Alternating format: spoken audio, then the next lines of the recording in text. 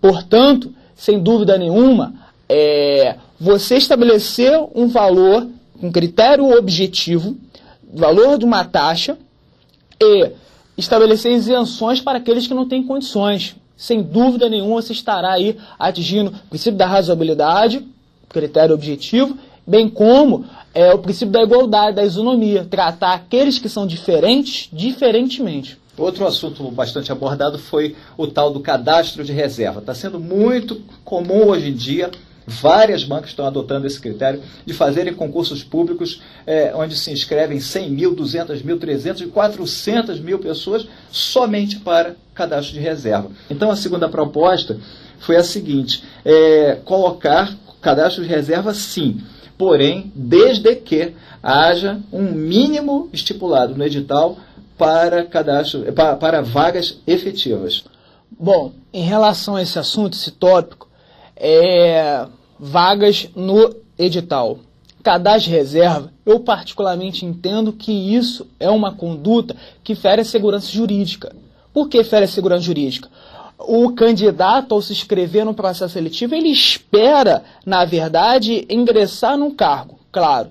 E ela, banca do concurso, a administração pública tem que definir vagas no edital, mesmo que as vagas sejam pequenas, mas definir vagas. E o candidato vai ter a certeza de definir vagas e dar o direito dele ser nomeado, estabelecendo o seu direito subjetivo a exigir a sua nomeação perante o Estado, a administração pública.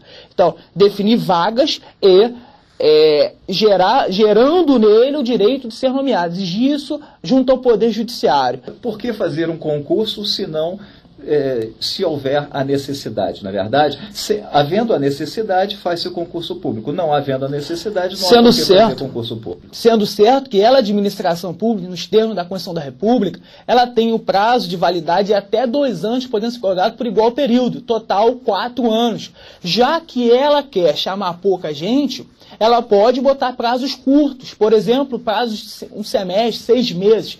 6 meses, ponto. Chama aquele pessoal, depois abre-se um novo concurso, enfim. Mas estabelecer uma transparência, isso que o candidato quer, isso que o concursando quer. Ele quer um edital, ele quer transparência, ele quer certeza, ele quer ter a certeza que se fizer uma boa prova, tiver de número de vagas, naquele período de validade do certame, definindo o edital, ele será nomeado. E também um outro aspecto que foi colocado é a ampla divulgação das notas de todos os aprovados, com suas classificações em ordem decrescente, para que os candidatos possam acompanhar as nomeações de forma mais transparente, sabendo quem vem antes dele e quem vem depois dele, e não somente a sua posição, o que dificulta ou inviabiliza o acompanhamento.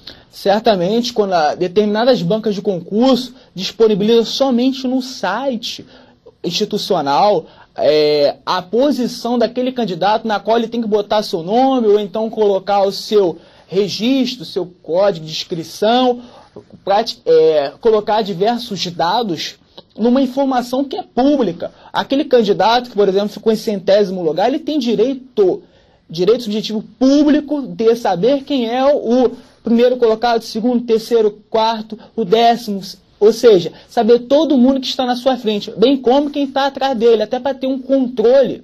Isso é publicidade, isso é transparência. Ter o controle no que tange a observância rigorosa da classificação obtida no concurso.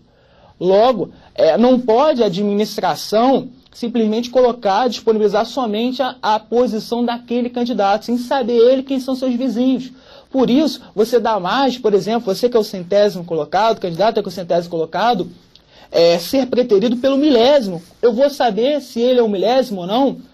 Não, se na portaria que nomear não identificar a posição daquele indivíduo, poderá ele furar a fila sem ele identificar. Tem certo que ela tem que informar de todo mundo. Quando ela não faz isso, a banca examinadora do concurso viola o princípio da moralidade administrativa, sendo certo que isso se torna, então, objeto de uma ação popular nos termos do artigo 5º, inciso 47 da Constituição da República. Então, qualquer cidadão poderá ajuizar uma ação popular para fazer valer seu direito, que a administração atue de forma moral, buscando, portanto, atingir, então, uma publicidade maior. Mais um tópico abordado foi a entrega obrigatória ao final do tempo previsto das provas objetivas. Muitas bancas não vêm entregando ao final das provas a prova objetiva. Por que isso acontece? Eles alegam que é para a proteção do próprio candidato. Mas o candidato não pagou uma taxa de inscrição e lá não estava justamente o valor dessa prova objetiva que ele fez, que ele precisa levar para casa para acompanhar, inclusive, o resultado? Bom, em relação à entrega da prova, normalmente as provas são aplicadas em 4 horas. Eu entendo que nas 3 primeiras horas não é muito seguro disponibilizar a prova, em função de irregularidades, fraudes que podem ocorrer. Mas certamente, nos últimos 30 minutos que seja, pelo menos, tem sim o candidato direito de levar a prova, até para que ele possa verificar o que marcou na prova, confrontar com o cartão resposta, que vai depois sair o gabarito de resposta definitiva, sua classificação indicando qual foi a nota. Então, certamente, ele tendo a prova, mais um subsídio, mais uma informação que ele vai poder contrapor à publicação oficial da banca examinadora da sua nota. Então, a administração, a banca do concurso, ela tem sim, torna-se razoável que ela libere a prova pelo menos nos últimos 30 minutos, e não impossibilitando que o candidato a leve. Que seja até no último minuto, Que seja no último minuto, mas tem que disponibilizar. Você quer? Eu quero sim. Então fica até o último minuto. Acabou o tempo. Agora quem quiser pega. Quem foi embora, foi. Mas não pode, não tem lógica, não tem sentido simplesmente travar. Acabou o tempo.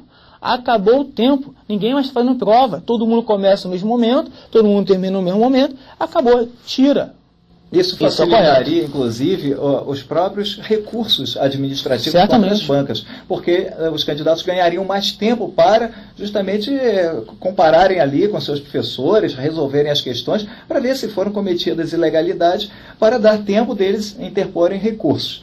Recursos esses que normalmente são dados apenas 48 horas. Se pouco prazo, disponibiliza somente no dia seguinte essa prova, na verdade não são 48 horas, ele só ficaria com 24 horas.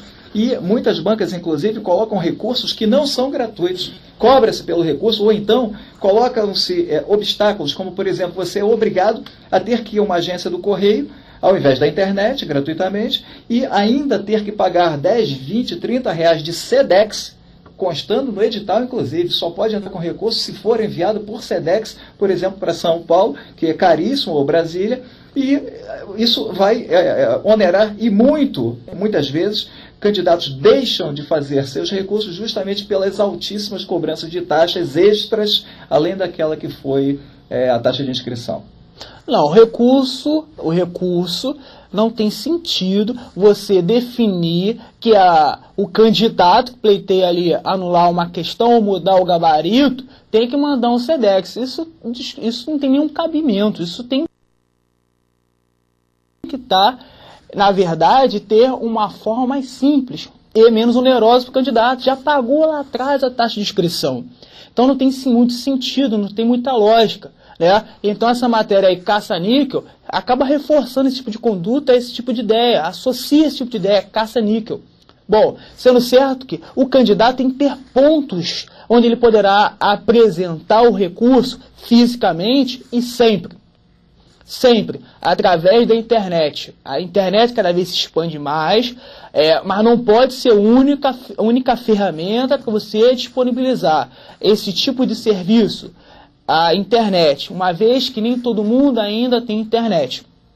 Nós que moramos em grandes centros temos mais esse tipo de serviço, mas ainda representa um número muito pequeno da população brasileira.